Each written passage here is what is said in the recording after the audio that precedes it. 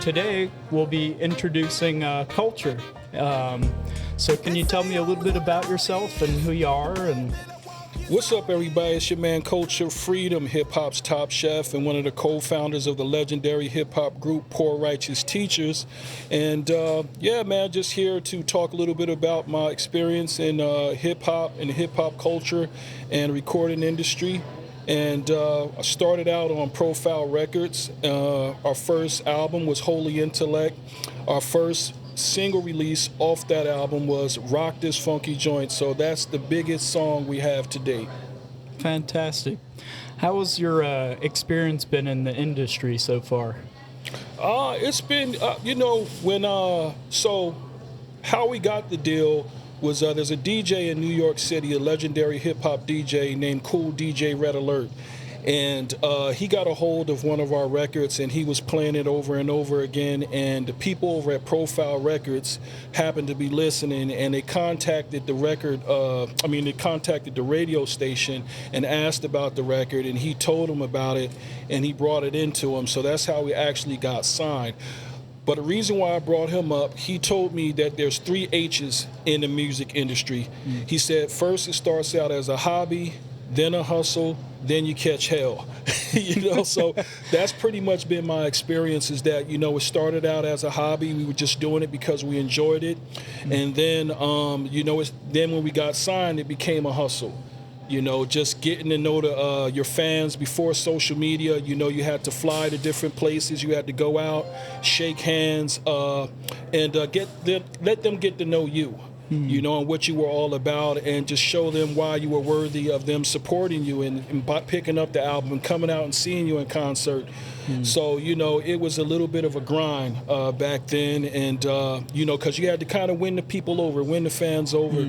And then after that, once everybody get to know you, then the whole sophomore jinx come into play. So you have to really get out there and show people why you have staying power, and that you can keep coming back with just, great music, and you didn't get all big-headed and stuff like that. So that's the main thing, is just maintaining your character and staying consistent in your music and not losing your love for what you do. Yeah, I understand how that feels. So from like today's music industry, how would you compare the industry back then to what it is today? Well, I think today's artists have a lot more opportunity, right? Because you have social media. Like in one day, you can create a song, record yourself, shoot a video for it, and put it out there, and then market and promote it all in one day. Like, people can get a hold of your music and see what you're doing. The only thing with that is there's not much room for artist development, right? Because we were talking about that earlier when he said that a lot of the stuff now, people are just putting on there and they're not really working on it and developing as an artist. That's what labels used to do back in the day. If your music was great and they believed in it, then they would get behind you to make sure that they did all the right things to make sure you were marketed right and you were put in the right situations. And right now, it's like you got to go out and get all these views and get these followers and stuff like that, and then they'll kind of get involved. But before, if they liked the music, they believed in the music, they would get behind it. That's understandable. And, as we all know, we've transitioned into sort of a digital, marketplace versus a physical, CD or a vinyl that you're handing out to people. So how do you feel about that whole process? I think it has its pros and cons. I think it's great in the sense, like I said before, it gives the artist a little bit more control over their product. But, when it comes to, spins and things like that, it's harder to reap the benefit from all the plays you get and all the views you get. Back then, you have what is called publishing, right? And when your music get played on the radio and commercials and stuff like that, the artist would receive publishing directly to them. But now, there's a lot of downloads and stuff like that, and you got to get millions and millions of downloads before you can even see, a few dollars off your music. So I think that's one of the challenges with the new digital age, is finding ways to control your music and taking it out of the virtual world and making it more real up close and personal. So, you know, one of the ways we found around that is just pressing vinyl and stuff like that, creating merch and things like that. So things that are more tangible, you can't just download off the internet. You have to actually come out to the concert and meet the artists or go to their website and purchase material, you know. That's understandable. Yeah, and I remember, you know, when I was younger, I just remember that magical experience, even on the other end of, you know, just seeing the artwork on, you know, CDs and the vinyl, and just being able to open that and just get a history, and you could see like every single credit like on the album. Nowadays, do you feel it's a little easier to get lost? Well, it can when you have so much accessible to you, you know, so much at your disposal. Sometimes you don't take the time to really get to know what you're doing. I believe the guy earlier, he said that, you know, take your time with the equipment you do have and don't rush to go get like, you know, $1,000 worth of equipment and download all of this technology, because you really got to get to know what you're doing so that way you can get the most out of it.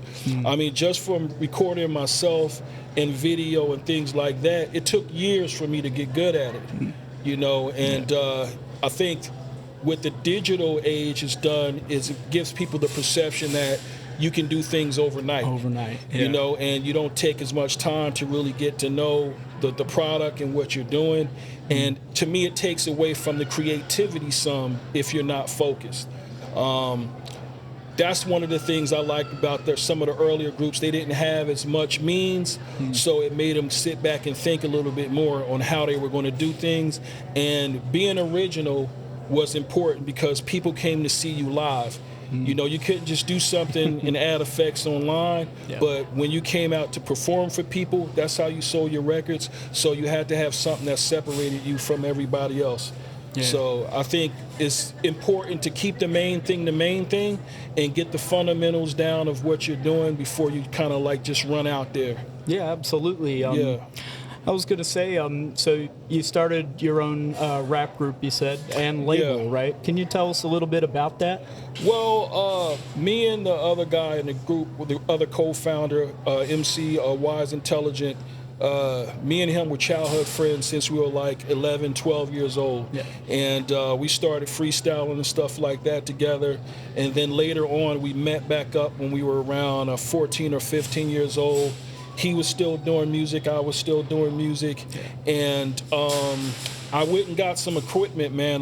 There was a music center not too far from where I live, and I knew some guys who went there and got some stuff. So I went there and got a 626 and a 505 drum machine, got a 4-track, and just calling it the studio, man, and just working it out, learning how to use it. We learned how to use it together, and we started recording some demos and letting people hear it. They said they liked it, and we finally saved up enough money to go into a professional recording studio.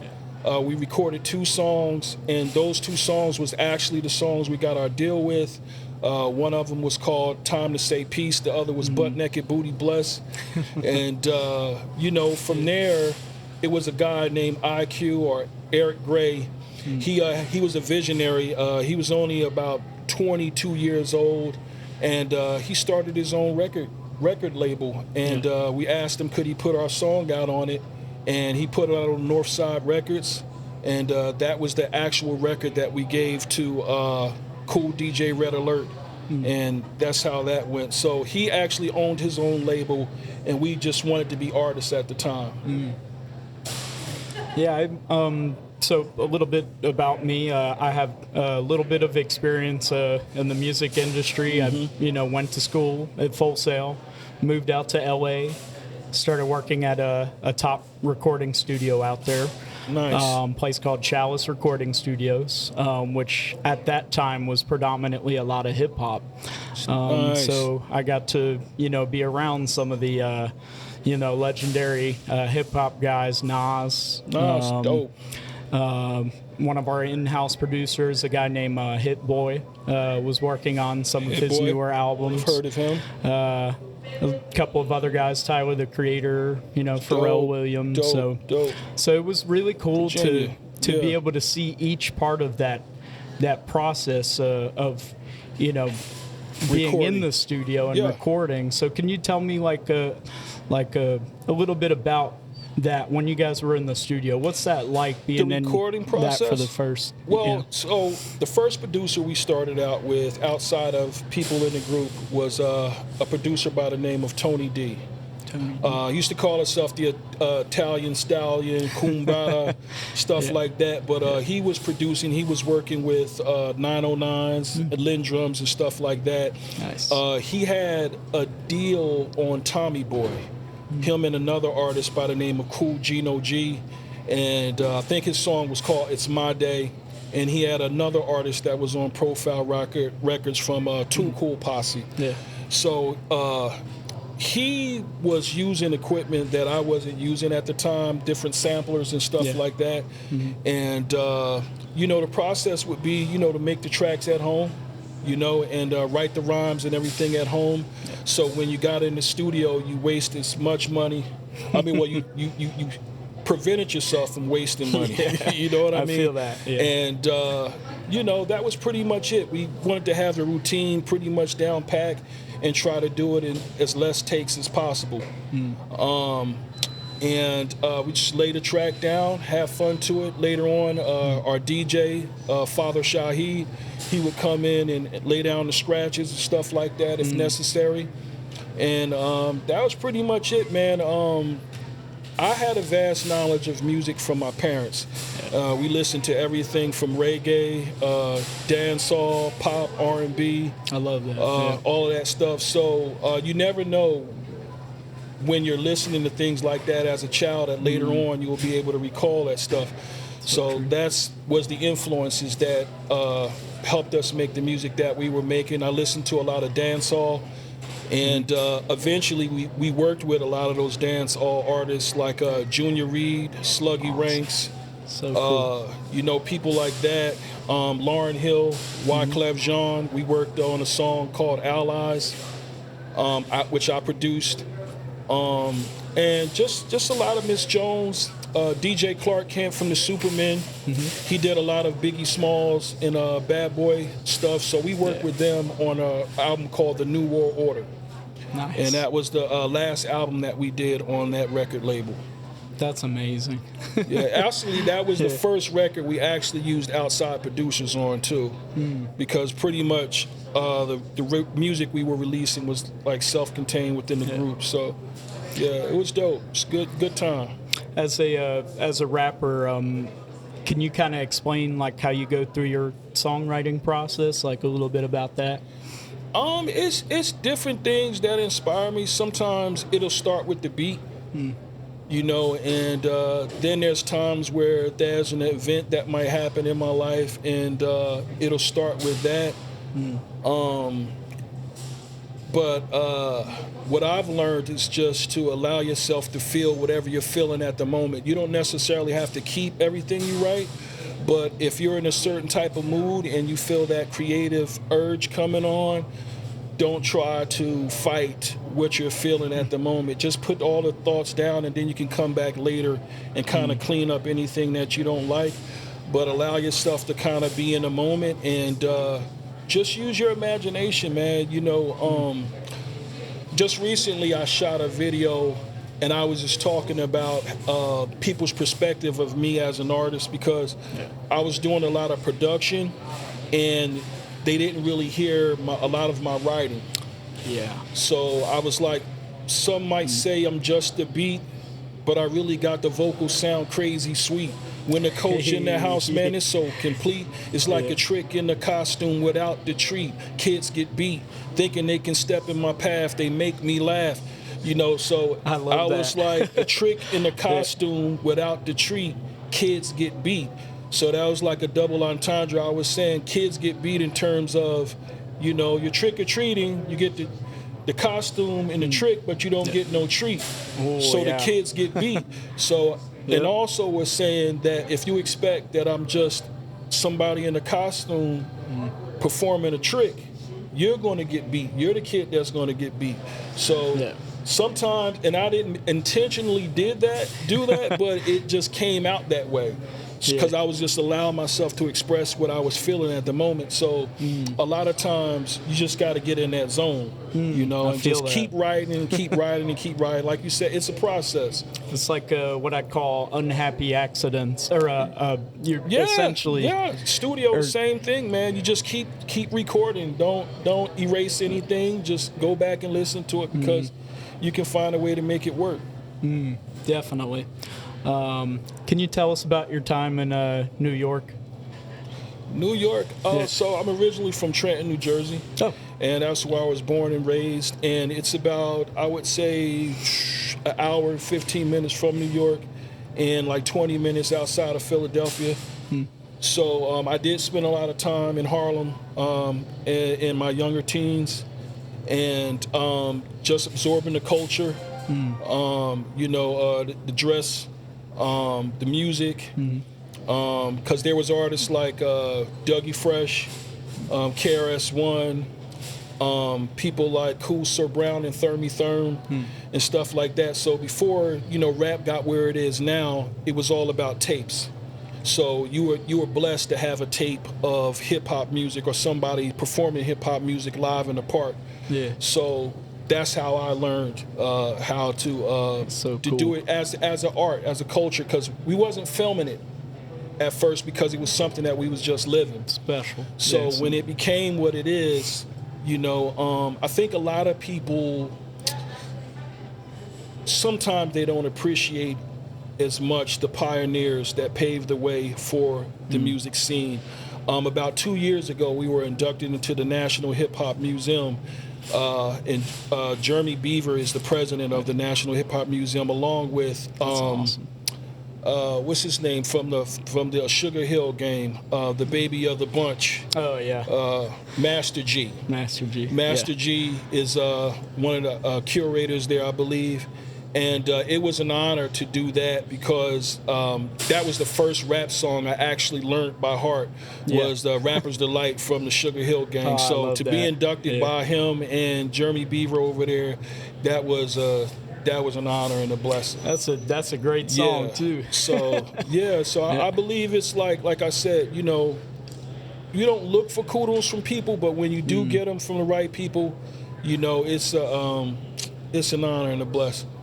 Do you feel that it's, you know, it's, you know, like a way of life, giving back to the culture in hip hop? Most definitely. Yeah. Most definitely. There's one rap I said, me and hip hop, we go way back, before blunts and crack, before Will Smith knew how to act. C-Free played his role in the back. Now I step to the front, spit it hard like whatever you want. I do it right every day of the month, 7 days a week. This is how I speak. Call me a hip hop freak. I got that raw technique to make your knees get weak. I got it for you every time we meet. I keep it grimy like a bum in the street, but still nice and neat. You know, so I was just kind of talking about the elements of the trade, but playing my role in the back. Then I step to the front. You know, so taking time to see how everything works and how everything goes and how it's supposed to be done, because I do believe that there is fundamentals to everything, and there's things that that shouldn't be changed. You know, as you build upon it, right? There's a foundation, and you can build however you want, but start with those elements. Man, that is so true. You know, even just working in, you know, different genres of music, you always kind of find that there's certain elements that just like need to be in there. Make it what it is, right? Exactly. That's right. Let's make it what it is, man. And like you were talking about the noise gates when you were, and then the stuff like compression and all of those things. You know, we were using that with analog equipment. Obviously, they're doing it digitally now, and we were kind of like, you know, put music on a CD. You know, that was our attitude. You know, I'm not putting my music on a CD because the 2-inch reel had more bottom. You know, and it sound more warm. You know, so that's why we like recording on a 2-inch reel, or, you know, like we were saying, the cassette tapes, it sound the same way. There was a certain sound that the music had, and when it went over to CDs, you kind of lost a little bit of that. You know, I think it's the soul of the music. You know That's what I mean? understandable. When you Yeah. lose the soul of whatever it is, then it's just a shell of itself. Yeah. So there was a song where it said, "Who stole the soul?" You know, Man, I feel who that. stole the soul? You know, Yeah. you gotta have that connection that that connection between you and the artist and you and the music, like touching the mic or touching the equipment and stuff like that. That's Yeah.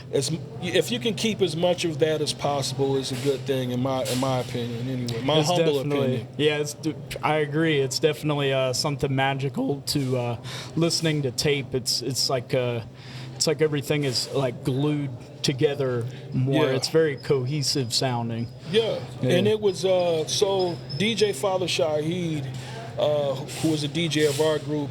I learned how to sample and chop and to shop for records from Yeah. him. You know what I mean? I was familiar with certain records, but I learned how to shop for him from him, and just the technique of it.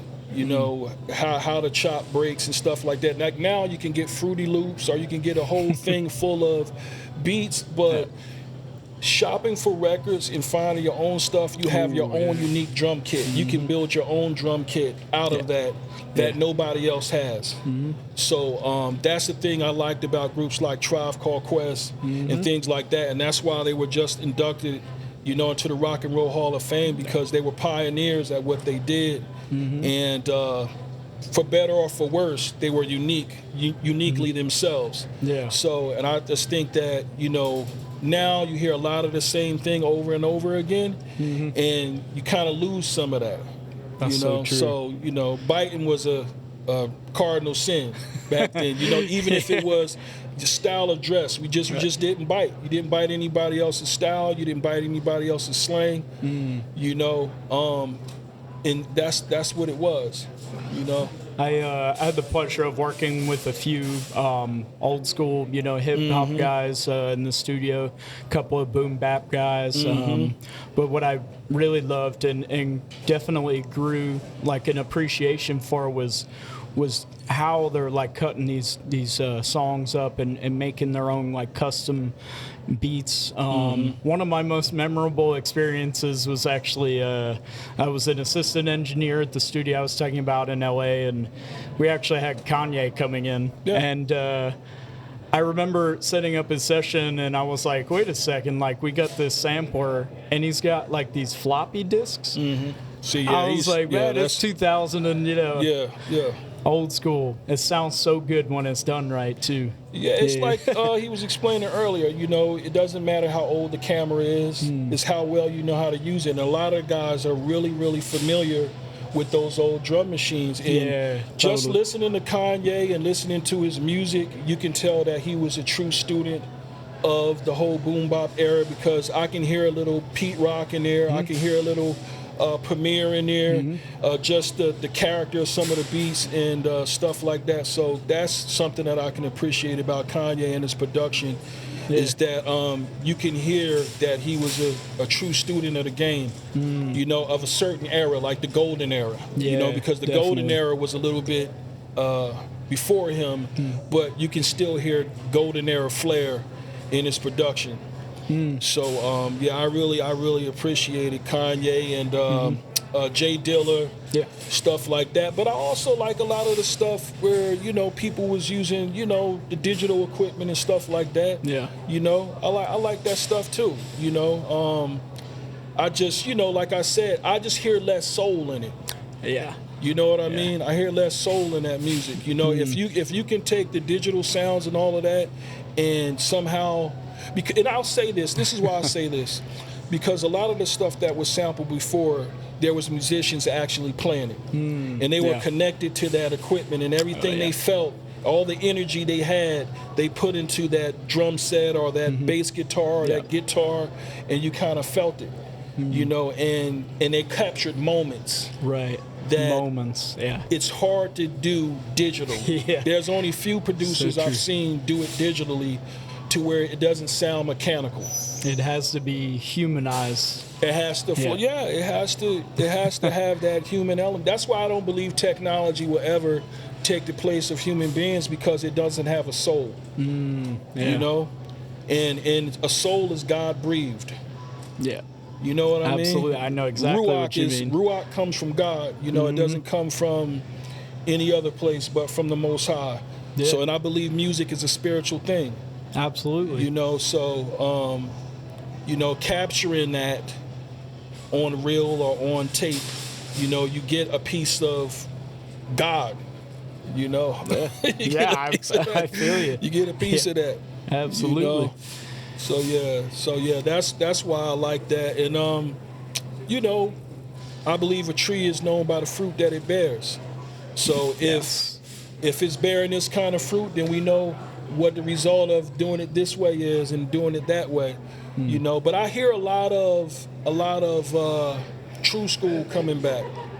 I hear a lot of it in the music now coming back, which I can appreciate. You know, so that's dope. Definitely. Well, I just wanted to thank you for coming in today. Most definitely, man. How can people find out about you? Your social media or? Well, you can hit me up on Instagram and on Facebook at Hip Hop's Top Chef. Or you can hit me at a Culture Freedom PRT on Instagram. And yeah, man, just give me a shout. Check out some of the music I've been doing. Thank you so much for coming in today. Man, thanks for having me. It was great talking, It's man. been great Yes, sir. experience, Yeah, man. You guys that was here, great. wonderful. Thank you, guys.